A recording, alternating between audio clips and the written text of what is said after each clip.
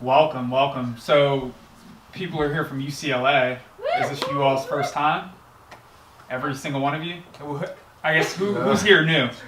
This is the first time that you've ever been here. Okay, very nice. Welcome, welcome. So today we're going to talk about goals a little bit. All of us have goals, right? Things we want to accomplish in this world. And actually, it's February 1st tomorrow. Went just like that. We were in the new year. We had all these New Year's resolutions. Did anybody make any New Year's resolutions that they'd like to share? Anything that was... Play music every day. Play music every day. You doing it? Yes. Very nice. A round of applause. Anybody else? I can't see who that is. I just see a hand. Oh. To eat straight vegan. Oh, nice. Yeah. Very nice. Why? What made you go vegan? It was an environmental thing, but then it just became like a, I guess like a spiritual thing. So. Very cool. Very cool. Well, round of applause. Non-violence is always a good thing. We could use more of it in the world, right? Yes. So yeah, we're going to talk a little bit about goals. I mean, goals are something we obviously all have. When I think of goals, nowadays, especially with Instagram, it's about the hashtags. So like, hashtag making it happen. Hashtag getting ish done. Actually, speaking of hashtags, I had a buddy of mine. He's a big finance manager at a major media corporation, and you can post the picture, and then at the bottom, he wrote that people say that I've changed, and then he said, "Damn right I have. I work too hard not to. Hashtag grit." And I was like, "Yeah, okay. I can get after that." But I think, with that in mind, it's kind of funny. I think he was really serious, but, we all have goals that we're trying to accomplish. And I think, when I think of my own life, I've had my own goals. I mean, when I think of myself just in general, something about my mind that's kind of unique is that my mind's kind of like you guys know a pit bull. So like, pit bulls are kind of known for like, the reason that they get this reputation for being really vicious is because when they bite onto things, they don't let go. Yeah, they get lockjaw. Thank you. And so that's kind of what my mind is like. And so when I typically get like locked onto something, what's really interesting, particularly with goals, is that I end up getting almost fixated on it to the degree that I've really done quite a bit. I mean, I'm 31, but I've kind of got a really wide array of very odd talents because of that. I play piano. I salsa dance. He's taken. Yeah. That's my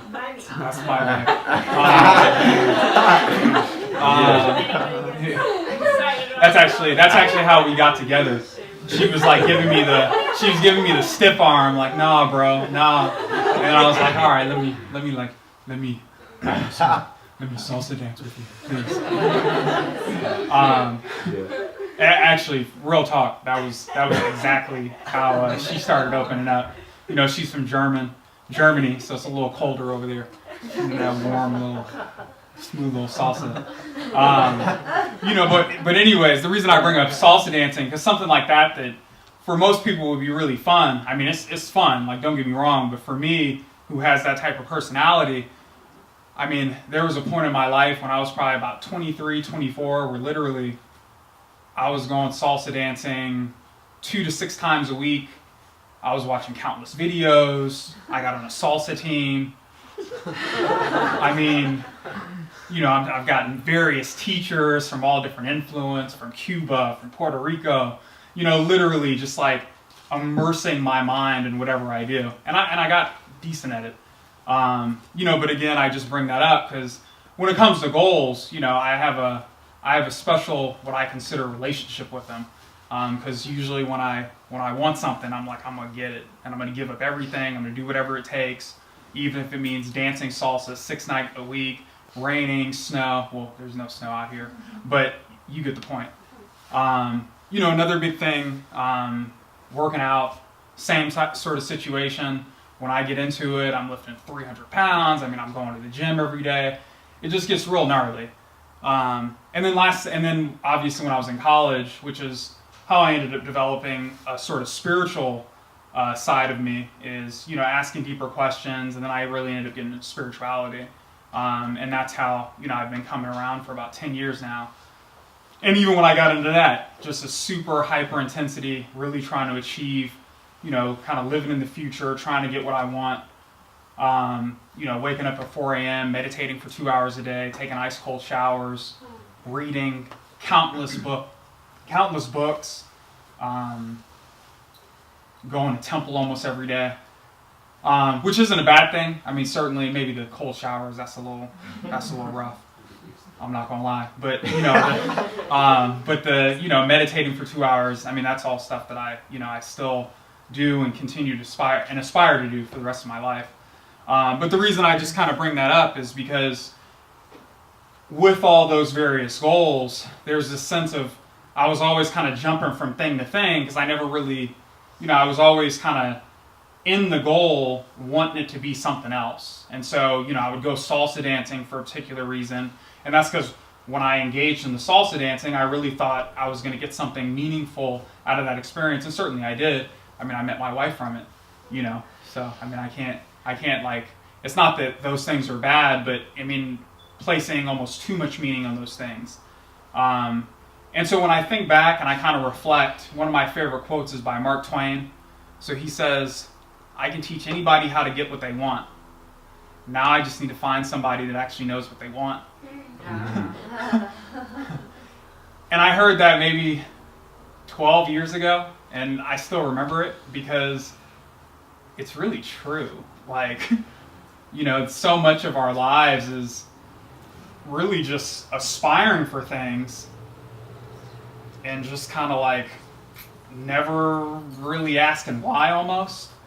And so, having accomplished a number of different things, being disciplined, I'd say a real area of my life where I really saw that manifesting was when I got into a career, or I aspired to get into a career. Because, while I was in college, I literally did everything. I mean, I was in everything from a fraternity to an RA, which was a resident assistant for everybody who's not in college or maybe didn't live in the dorms. Basically, they're like the building police, so to speak. I mean, they build community and other stuff too, but if somebody's drinking in the dorms, it was my job to, kind of rough them up a little bit. But with that in mind, I had a fully blown experience, and somehow or other it escaped me that the purpose of college was to get a job. I don't know. I was in business, in finance. I mean, in my defense, I did graduate in the middle of a recession, so, they weren't just handing out jobs like candy. But with that in mind, it still kind of escaped me, and then I was left with the gnarly question that a lot of us are left with. It's like, well, what's my passion? Kind of, what do I want to do in life? And in asking that question, it really set me off on like a whole journey. I mean, so you can imagine, somebody that tends to be very disciplined, that, tends to be able to go after the things they want. When you're in business school, I mean, they kind of hold up business celebrities like they're demigods. So it's like Elon Musk, Tim Cook, be like them, be the change. Steve Jobs, that can be you. $1 million isn't cool. You know what's cool? $1 billion. These are our mantras in business school. I legit had a professor, real estate finance, I'll never forget. He got up in front of our class and said, hey, it's hard out there, because if you're making $500,000 a year, that's not a lot of money. Legit. It blew my mind. I mean, I'm not the type of person that goes up to the professor, but when he said that, Like I just was like, what are you talking about? $500,000? You know, my voice started schooling and everything. It was ridiculous. But I mean, that's the influence. That's what you get when you go to business school. So as you can imagine, you've been hearing this for the last 4 years. You know, I had one professor to say, have big, audacious goals. Not just goals, big, audacious goals. You know, goals so big that they feel uncomfortable. You hear that for long enough, and then you wake up after 4.5 years of school. And for me, you know, I was working at a little tiny optometry office a few miles away from the campus, literally putting in data entry. So I would literally be working there, go get a file off the cabinet, and then I had to input all the medical data into the computer. And that was my big audacious goal that I had accomplished first thing after graduation. So a little perplexed, you know, that's not quite what I got my finance degree for. Ironically, you know, the friend that got me that job is now a business partner. So it ended up coming full circle. But, you know, as you can imagine, during that time of my life, I'm like, where's the big bucks? Like, where's the millions of dollars? Where are the, I mean, at this point, it's like, where's the $100? Like, I'm making like $300 a week. Like, what's going on here? And so it was challenging because obviously every day, day in, day out, I've graduated from school. I have no idea what I'm doing. And ironically, you know, the thing that I kind of manifested as what I wanted to do is I wanted to get in advertising. Advertising in business school is kind of like the sexy, like Ferrari, so to speak. I mean, when you end up doing research, it's kind of like being an actress or like a sports athlete. It's like what everybody kind of wants to do. It's like, oh, you want to get into finance, accounting, or advertising. You know, they even say it with like a different voice. You know, because it's really like, you know, because you're telling stories, you're giving narratives about a brand, you're talking about, you know, products in a really ideal way. It's like, I could create that Apple commercial that sells 1 million units or 1 billion units. And that's what I thought I wanted to do. So I'm sitting there 8 hours a day in, day out, typing in data on into an optometry system with no experience in marketing, no real what I wanted to do. Obviously, I graduated in finance, thinking I wanted to get into advertising. And just by happenstance, the guy that was actually the optometry office owner, along with his wife, he was actually a marketing professor at Cal State Long Beach. So I was like, you know, sitting back there, you obviously have a lot of time to think to yourself. I'm like, oh, why don't I ask him for some help? And so that's what I did. I set up a meeting with him for like the following day. And he's, you know, kind of got a bubbly personality, to say the least. You know, he's a little flashy. He's like, oh, you need my help, don't you? And I'm like, yeah, I really do. It's a little rough out there. He's like, I got you. Come back tomorrow. And so that's what I did. I didn't prepare or anything. I just came back. And, you know, to say the least, it really kind of changed my perspective on goals, because when I sat down with him, he's like, so what do you want to do? I'm like, I want to get into advertising. He's like, great. Okay. So what advertising firm do you want to work at? I'm like, I don't know. He's like, what's the biggest advertising firm in the industry? I don't know. I kind of want to get into event planning. And then he's like, well, event planning and advertising are actually two different things. And I'm like, oh, okay. He's like, so you don't even really know what advertising is. It's like, well, no, I do. Like, you know, so he's like, tell me, you know, well, why do you want to get into advertising? And I gave him some canned answer, like, you know, like not really having researched anything. And then he's like, well, okay, so I'm going to give you the benefit of the doubt. I'm going to be the CEO of TBWA, which is basically one of the biggest advertising firms. I mean, they're responsible for like, and I didn't know this at the time, so keep that in mind. They're responsible for like Apple. Basically, they're the ones that made Apple into what they are today. So got a little bit of influence. You know, they have accounts like Nissan, and quite a few others. I mean, just major players in the industry, probably responsible for like a majority, at least probably like 10% of the advertising that you see on a daily basis. And so he was like, all right, so I'm the CEO of TBWA. Do you know how that is? no. He's like, you want to get into advertising, bro? You sure? And he's like, okay, so I'm going to give you the benefit of the doubt again. It's like, I'm standing in the elevator next to you. I can get you literally a job anywhere that you want. Where do you want to work? And then that's when it hit me. It was like, dang, I actually have no idea. And it really resonated with me because, obviously we have so many things that we want, but, knowledge is such a product of understanding even what we want and being able to actually see what it is. Because literally the CEO of TBWA could have really liked me. And I could have been standing in the elevator next to him, been talking about whatever, and he could have just been under the weather asking me, why do you want to get into advertising? Gave him some really bad answer. And then he would have been like, you're a really nice kid, but you don't really know what you want to do with your life. And so with that in mind, something that really obviously kind of stood out to me, and what ended up happening is I obviously went back to the drawing board once that happened. Obviously you have somebody that you feel has some influence, that you feel could really help you, and they kind of look at you like you're an alien when you ask for some help. You're like, okay, well maybe I need to go back and prepare myself a little bit to actually accomplish my goal. And so I spent the next probably 6 months doing a bunch of research, finding different people that I could ask about advertising, you can imagine sitting in front of my computer for hours, realizing that Google actually does know quite a bit, despite me thinking I needed to get an internship to learn about advertising. And actually spent quite a bit of time actually learning a whole lot about advertising. And guess what I realized after 6 months? I didn't want to get into advertising. I realized that they actually work 16 hours a day on average, make $30,000 a year out of college. It was super hard to find a job.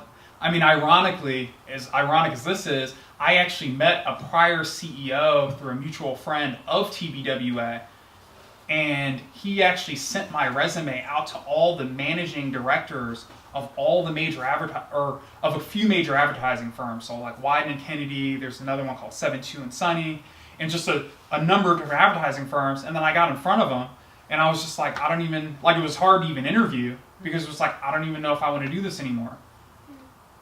And so all that was to say is that, obviously I had this whole image in my head, sitting there in anxiety. What do I want to do?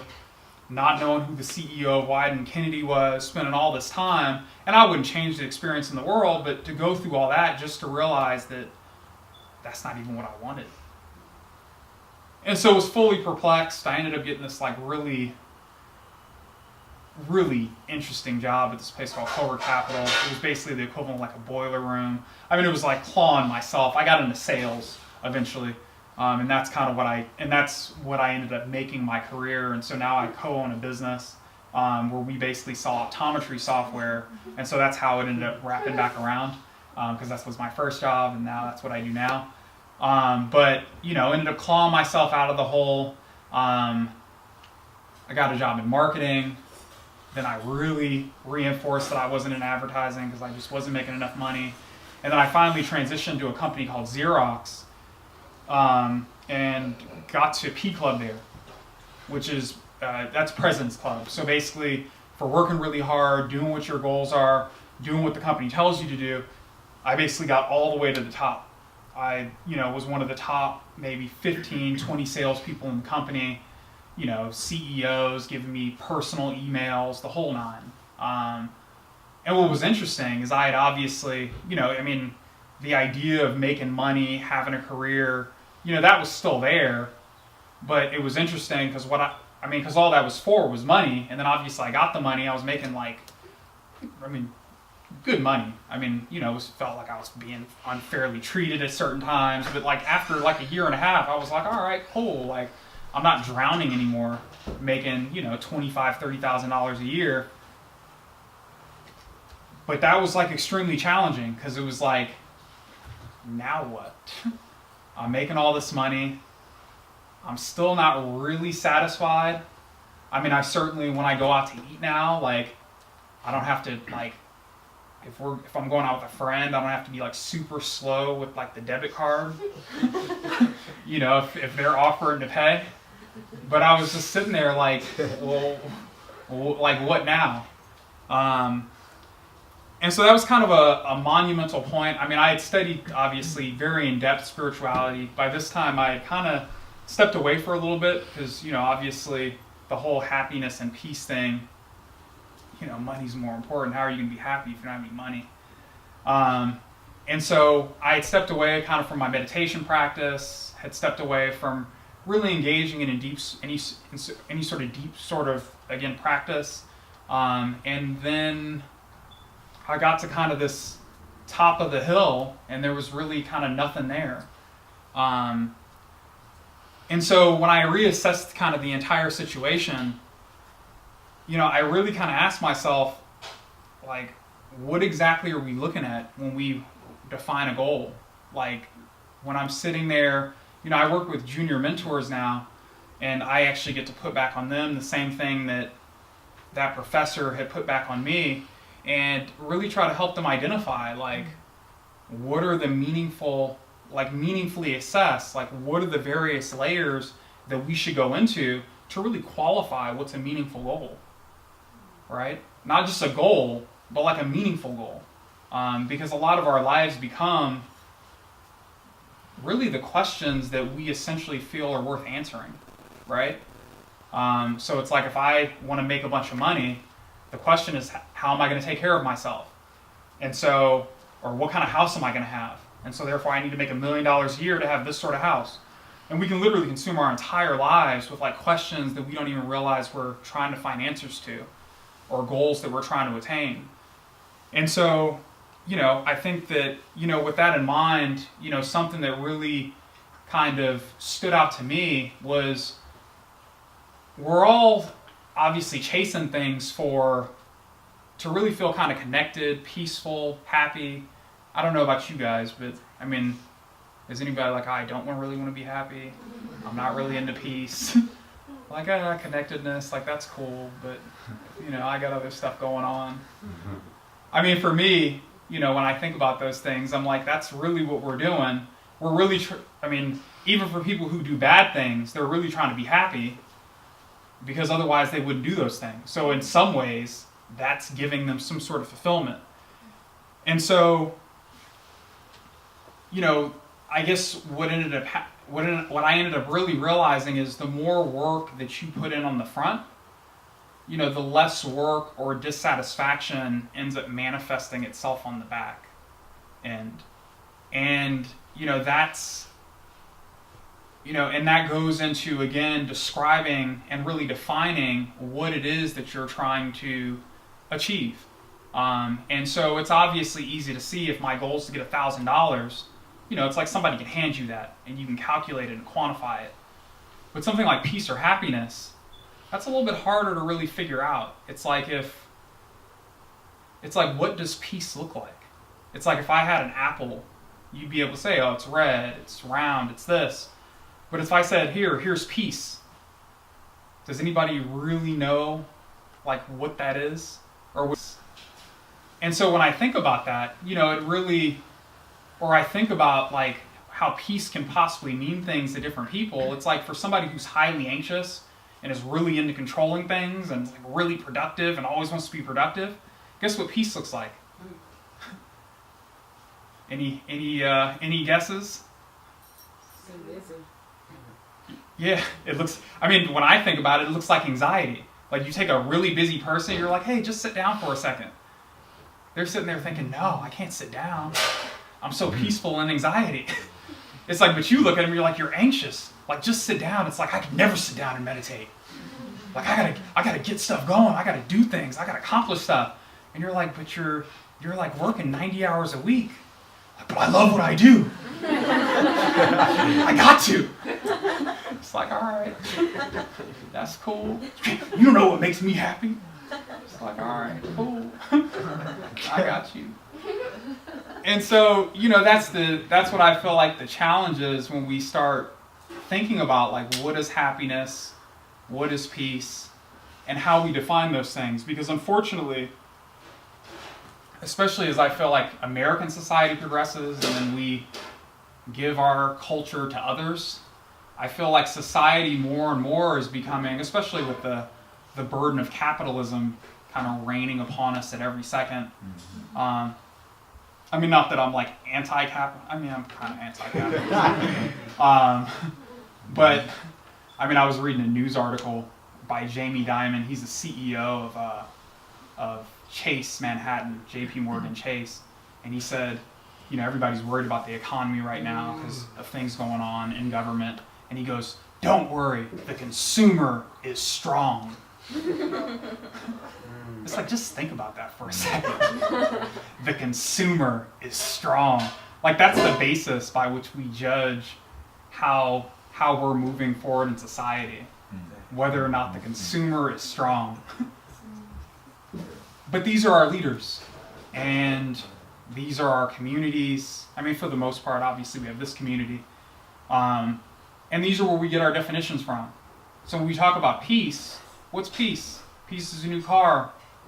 You go on the freeway and look at a Corona ad.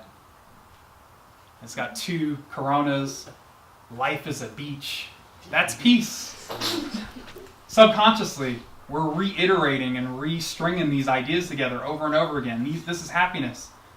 And the basis of all that is really a central idea that by gratifying our senses, our mind, the more and more we feed our senses, the more and more we feed our minds with new things, with better things, with bigger things, the happier and happier we're going to become. Unfortunately, there's just no evidence for that. I mean, I actually find that the more we make that kind of an underlying idea, I mean, you look at kind of the millennials or college generations with higher expectations, greater anxieties because there's greater kind of peaks because that we need to climb because of how interconnected we all are through social media and how we get those hashtags, living the dream, or my favorite, hashtag, living my best life. I mean, that causes a lot of stress. And what's the stress? I got to go out and I got to travel and I got to have a bunch of money and I got to have a car and I got to have this and I got to have that. And it's all sensual. And obviously the opposite of that is what we hope to cultivate here, which is a spiritual essence. The simple idea that happiness is actually inside of you. It isn't actually manifest in what we're projecting happiness onto. And furthermore, it's like, why is our happiness so cheap? Like, why would we give away our happiness for the price of a car? Literally saying, if we get bugged out because we don't get an A in a class or a $60,000 car, we're saying that my happiness is worth $60,000. It just got bought if we're getting bummed out. So how do we cultivate something actually more meaningful, a little bit deeper, something that isn't conditional, an unconditional happiness, an unconditional peace, something that doesn't leave us literally at the snap of a finger or because it's raining outside or because, this or that happened. And that's what I've personally come to appreciate about coming and associating with people like yourselves, and all the people that have influenced me, my teachers, is that, that's really the goal is, what does connectivity actually look like? Like really defining that in a very rational, logical, but very deeply almost metaphysical way. Because obviously that's why we're showing up every day. Otherwise, like, what's that car for if I'm driving around miserable,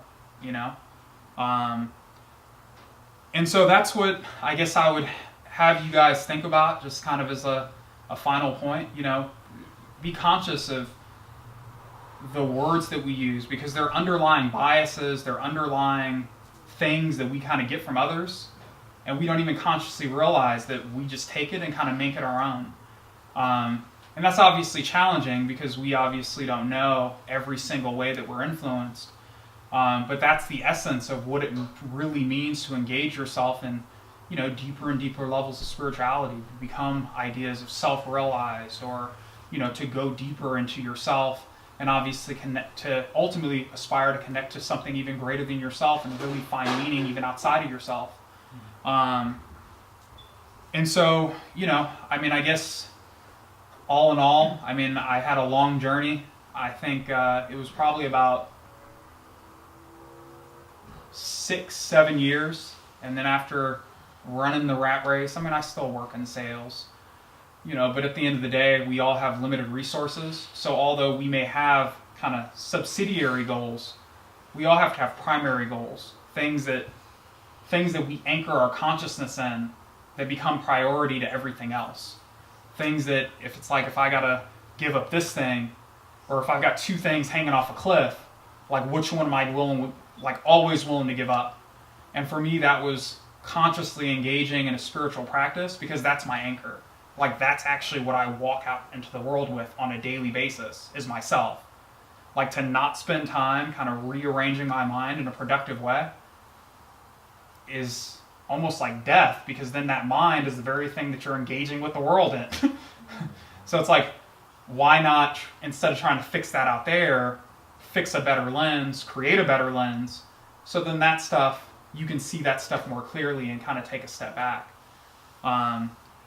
And so, you can't solve material, or you can't solve spiritual problems with material solutions. I deeply found that out, making, a good amount of money. And that's what we're doing here. We're trying to give spiritual technology, applied spiritual technology, to fulfill applied spiritual problems. And so when you're engaging in this mantra for people who are newer, that's ultimately where we're trying to kind of roll back the carpet on. Am I just kind of existing on a day-to-day, or is there something a little bit more meaningful that I can aspire to, something that's even greater than my mind and my intelligence that I can connect with, that is actually so deep that it anchors me so much on a daily basis, that when I go off and I get that job, I make the $120,000, or I don't, whether I have the car, whether I don't, whether I get the grade, I don't, whether I, get to dance with the girl or I don't at the salsa club, it's I actually have something that I can actually draw from that's deeper, and just an unlimited well of peace that I can cultivate on a daily basis. And so, thank you guys so much for coming. And, let's get some stuff out of here.